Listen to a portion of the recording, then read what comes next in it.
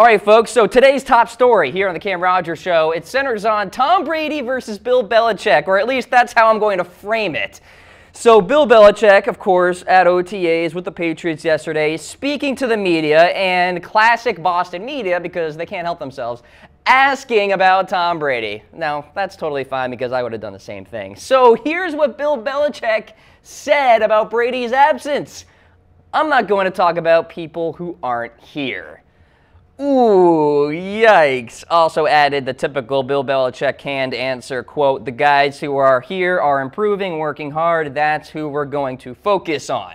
So Brady hasn't been attending Patriots OTAs, which is and are, of course, voluntary, so he doesn't actually have to be there. He does have to be at the mandatory minicamp next month. Now, a little note came through the wires this morning. Robert Kraft believes that Tom Brady will be present for mandatory minicamp because if he isn't, he will be subject to fines and further punishment, etc. So Bill Belichick also refused to talk about Rob Gronkowski, who's looking for a new contract deal. He has not been at OTAs either.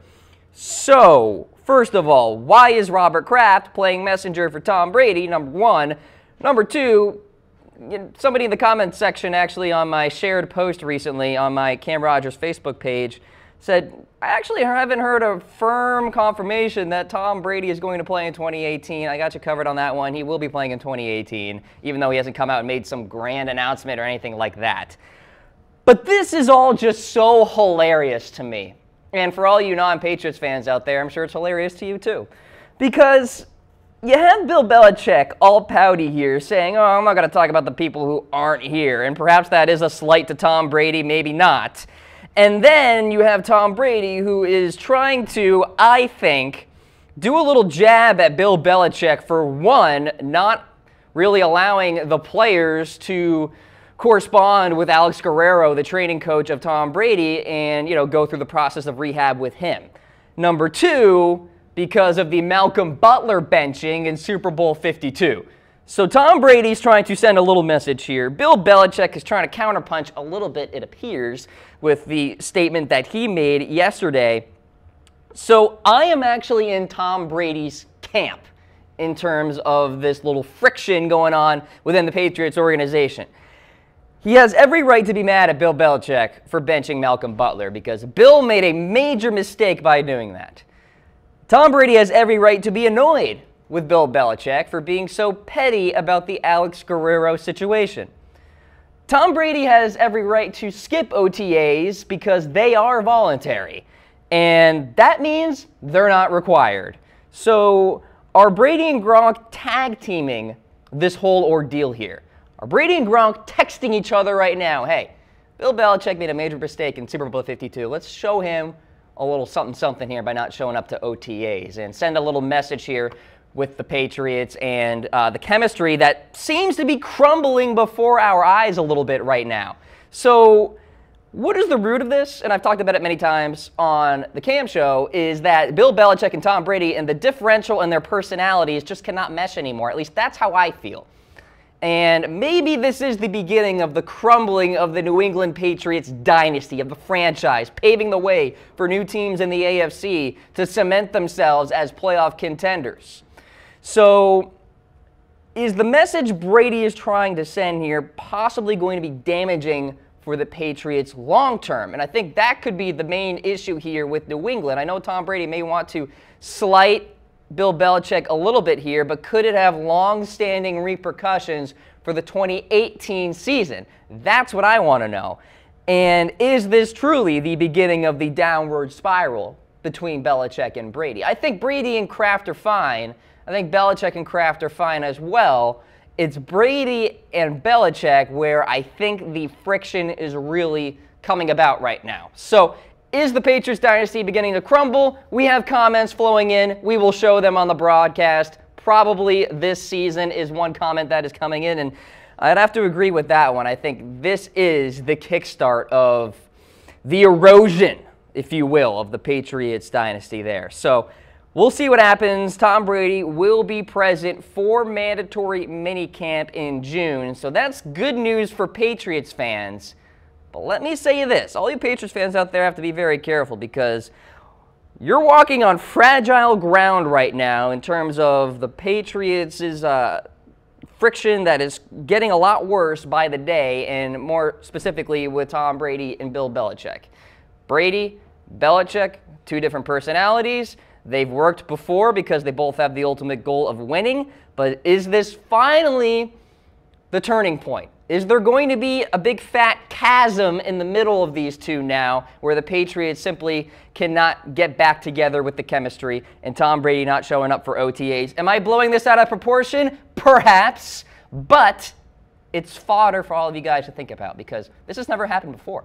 So this is unprecedented stuff here. Tom Brady has never skipped OTAs in the last like 7 years.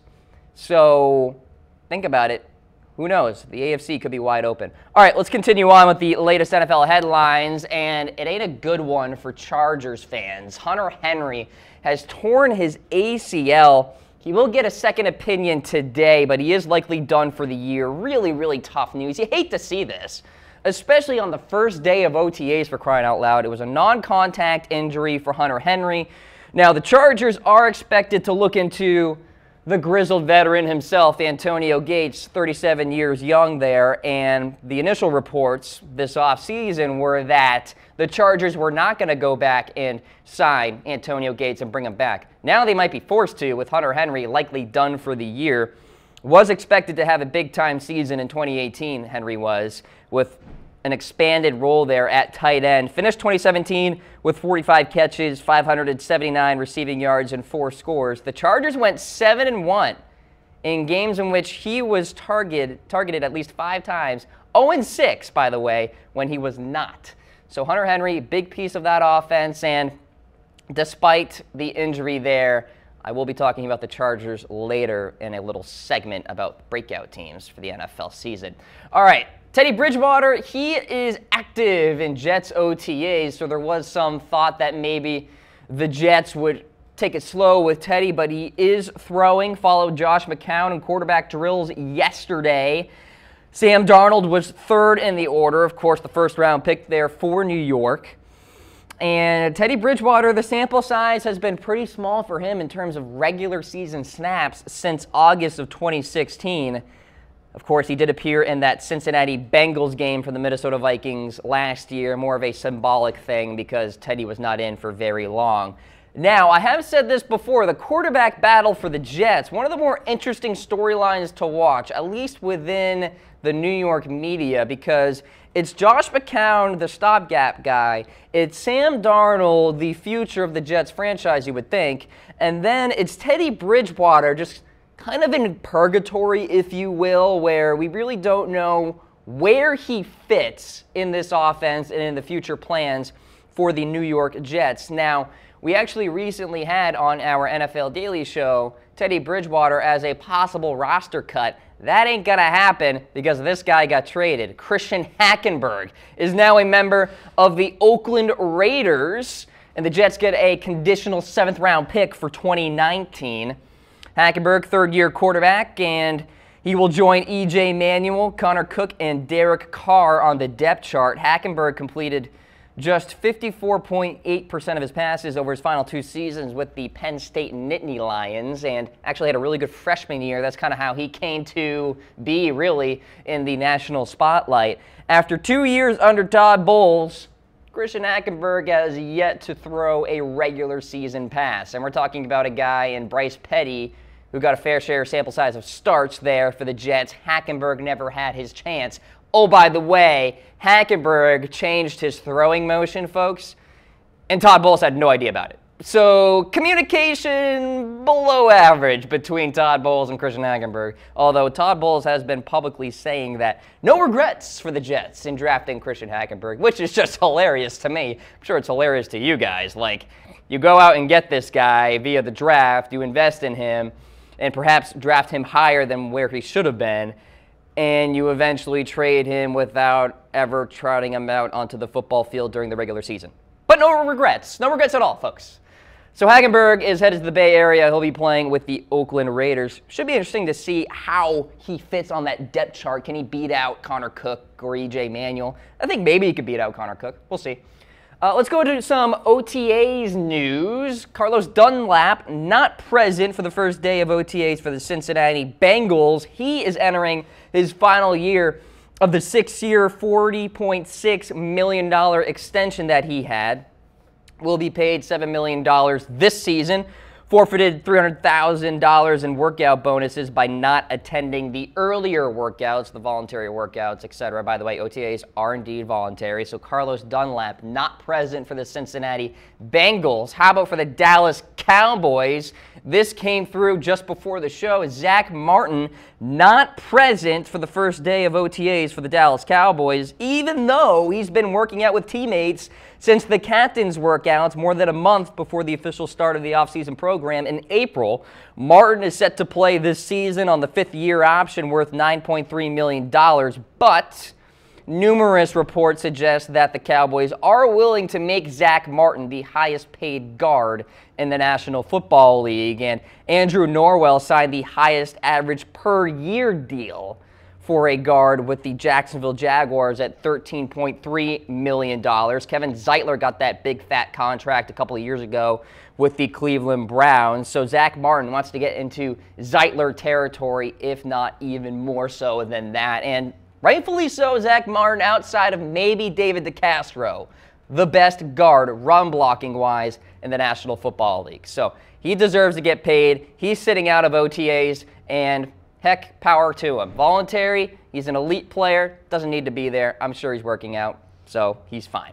All right, Terrelle Pryor, some injury news here.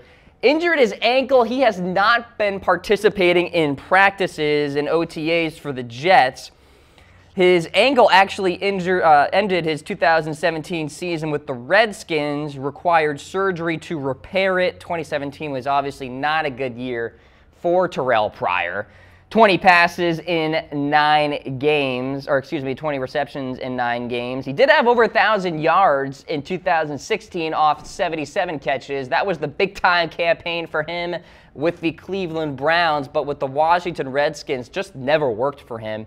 Injuries were a problem. Chemistry with Kirk Cousins was a problem. The scheme was a major issue for Washington as well. It wasn't just Pryor. It wasn't just Kirk Cousins. So Terrelle, as of now, more of a depth guy at wide receiver. The Jets do have Jermaine Kearse and Robbie Anderson and Quincy Enunwa coming back from injury as well. Like him a lot. He's a really good player when he is healthy. So Terrelle Pryor going through some ankle rehab, if you will.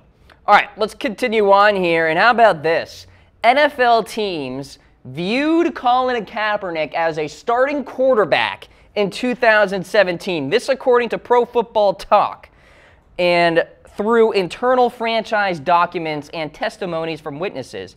Quote, football reasons is no longer a narrative, folks. It cannot be used. I don't want to hear it ever again. Colin Kaepernick is not in the NFL due to football reasons. We can officially put the nail in the coffin in terms of that narrative being false. Kind of like LeBron James is not clutch. We could put that into the coffin as well. In fact, we could have done that years ago.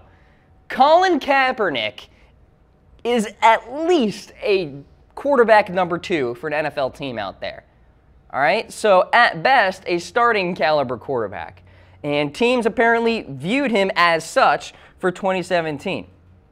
So we're talking about a guy who has starting caliber credentials, who is currently unemployed, and I understand he has an ongoing grievance case against the NFL, alleging that all 32 NFL owners colluded against him to keep him out of the league.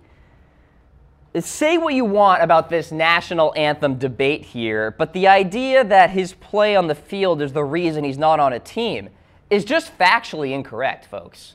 I mean, it's just wrong.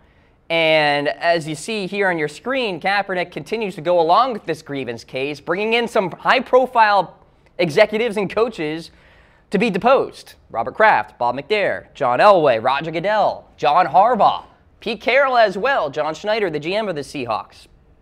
So the situation continues to look dire and dire and dire for Colin Kaepernick to be a starting quarterback in the NFL yet again. Will it ever happen? I honestly don't know. And I want to hear from you guys in the comments section here on Facebook Live as well as YouTube. It's a worthy discussion. Perhaps the Alliance of American Football or the XFL isn't too far behind for signing Colin Kaepernick and bringing him on as a quarterback in one of those leagues. But in terms of the NFL, folks, I don't have any answer for you, so I want you guys to answer me. All right, so let's continue on here, and we'll talk about the national anthem debate because the NFL owners' meetings are going on right now. Roger Goodell at the center of it all.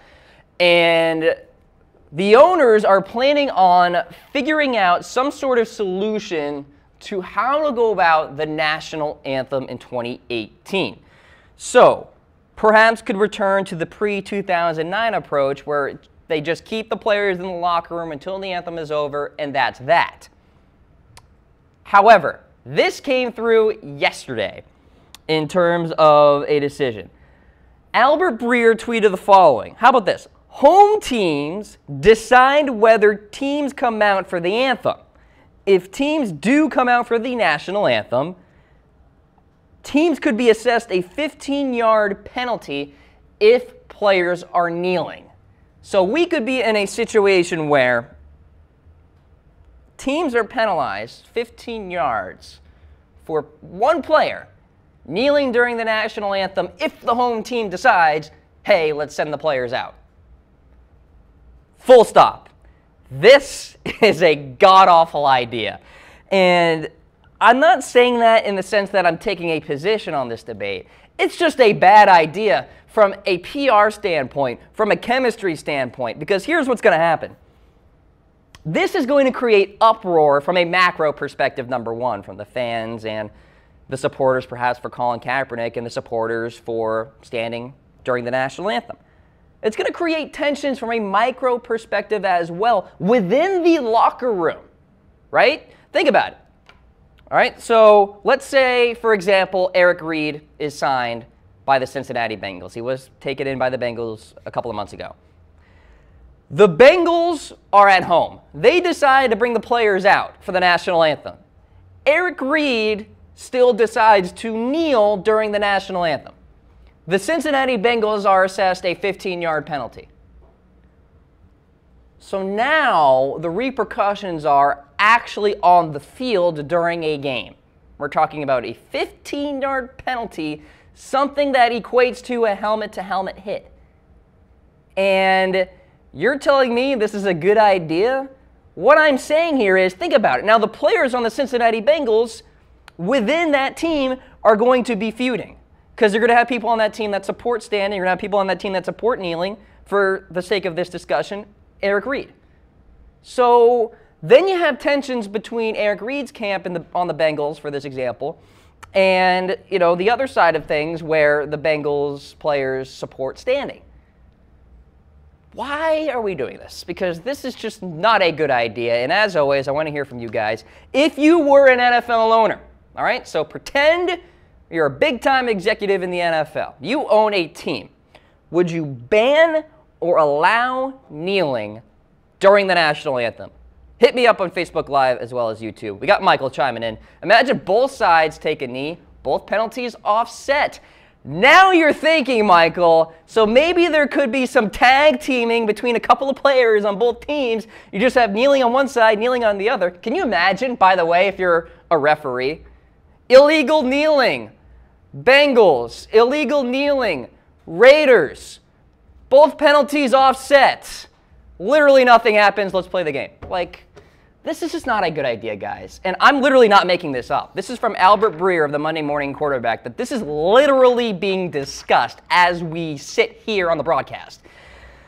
It just baffles me. So here's the other thing. Some teams will be labeled as kneelers, and other teams are going to be labeled as standers. So we're just going to get these stereotypes now that create more division within the NFL, and stereotypes typically aren't a good thing, so to have that for the NFL teams out there, I just don't think it's the right way to go about it. So the current rule right now, players are not required to stand during the national anthem, although they are strongly encouraged.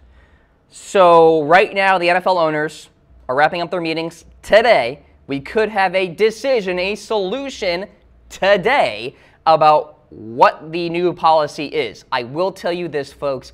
If the policy is home teams decide whether the players come out, and you could be assessed a 15-yard penalty if you kneel, it's going to be a big fat mess. So it can't happen. I hope it doesn't happen because it's going to create more division, more problems, and that's exactly where we don't want to go. So stay tuned on what that decision could be. All right, let's continue on. Speaking of NFL owners, we got a new one officially. So David Tepper is now the Panthers owner, voted on by the rest of the owners out there in the NFL as we go throughout these meetings. So the national anthem isn't the only thing being discussed. So club owners have voted unanimously to bring Tepper in. And how about this? $2.275 billion. Most paid for a North American sports franchise. And Tepper becomes one of the league's wealthiest owners there.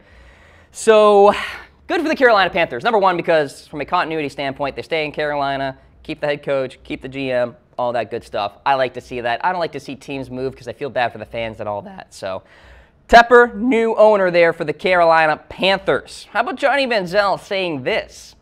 He actually was close to an NFL deal. At least that's what he believes, which is an interesting story. Said, quote, "I did reach out and talk to multiple teams and coaches I had met in my first couple years in the league." So he went on to sign with the Hamilton Tiger Cats, of course, a team in the CFL. It's a 2-year deal. He didn't want to hurt his opportunity in the CFL by engaging in further negotiations and discussions with NFL teams. So back to my original topic sentence here on the Johnny Manziel story from Monday. Playing the long game, folks. You got to love it. He's not rushing into things, into the NFL and all this stuff. He is taking it slow, and he understands it's going to be a step-by-step process to get back to, heck, Texas A&M form. I mean, let's be serious. We haven't seen Johnny football since his college days, to be honest with you. All right, so let me know in comments, did Johnny Manziel make the right choice going to the CFL? Let me know. Would you guys have rather seen him in the NFL? And I understand if you are a team with a fan of a team with a big-time quarterback problem, i.e. maybe the Denver Broncos. Who knows how Case Keenum will pan out, for example. So there you go. Let me know, and I'll be tracking what you guys say. All right. This may not seem like a big story, but it kind of is. The Giants have signed wide receiver Russell Shepard. So it's a 1-year deal worth $1.3 million, up to $2 million with incentives there. So he was released by the Panthers last week. Career, only 47 receptions, 634 yards, and 4 touchdowns there. So not a big-time sample size of success. Why is this a story? Because Dez Bryant was perhaps waiting for a call from Dave Gettleman or the Giants leadership to go ahead and join that team. And if the Giants go out and sign Russell Shepard, that probably means Dez Bryant is not going to the Big Apple. All right, so that's why I'm talking about this story here. So X off the Giants, who, by the way, were never on my top 5 teams list because I just never thought it made a lot of sense from a salary cap standpoint, number one, and there was just like zero interest from the Giants side of things, number 2. So just to throw out a couple of teams I want you guys to think about here, maybe the Colts, maybe the Texans. New England, still my number 1 team, though, for Dez Bryant. But X out the New York Giants because Russell Shepard replaces Brandon Marshall, LOL. Both these wide receivers are not very good. But there you go. He's now a member of the Giants there. How about this really interesting story about Brett Favre? Revealed he went to rehab due to an addiction. Actually went 3 times, had to seek inpatient treatment for addiction to painkillers and alcohol. And we're talking about a 20-year career for this guy in the NFL for 4 different teams. And it just goes to show, folks, that you never really know what's happening behind the scenes. Brett Favre was going through these issues while he was playing, you know, and so you can never really fathom it until the player or the person actually talks about it. And it's crazy to think about because, of course, Brett Favre had just an incredible career playing the quarterback position. Kind of to draw a pop culture comparison here. Matthew Perry of Friends was apparently addicted to drugs for like 5 seasons of Friends, and none of us knew. So it's kind of like the same deal. You just never know with this stuff. So Brett Favre went through rehab 3 times during his playing career. All right, folks, let's continue on. Ben Roethlisberger is mentoring Mason Rudolph. Well, that's great news there, because originally he wasn't going to, and he was all pouty about it, saying that, why did we draft Mason Rudolph when we could draft somebody to win now? That was the original comment from Ben Roethlisberger when he went on a local Pittsburgh sports radio station. So this is good news. Now, Rudolph said he thought Roethlisberger wouldn't mentor him at first and tried to play a little nice here and thought like, all right, well, I would have said the same thing if I was Ben Roethlisberger. And, of course, Ben saying that his original statements were taken out of context and all this stuff, blah, blah, blah, PR, whatever. So Ben Roethlisberger is mentoring Mason Rudolph. It makes sense. Like, what are you going to do? Just ignore him, give him the cold shoulder throughout OTAs and then mandatory minicamp and then training camp and then preseason? Like, eventually you're going to have to converse. So you might as well just do it as early as you can. Now, Ben Roethlisberger, I've harped on him a couple of times on this show about kind of being a bit of a whiner, a little bit dramatic. But is he a Super Bowl caliber quarterback? I will tell you this. Yes, he is. Will he win another Super Bowl in his career? I don't think so. But let me know in this reaction poll. Give me a heart for definitely. Give me a like for no chance. Be sure to explain upon yourselves in the comments section on Facebook Live as well as YouTube. But Ben Roethlisberger mentoring Mason Rudolph at OTAs. Oh, isn't that just glorious that they're getting along? Good stuff there.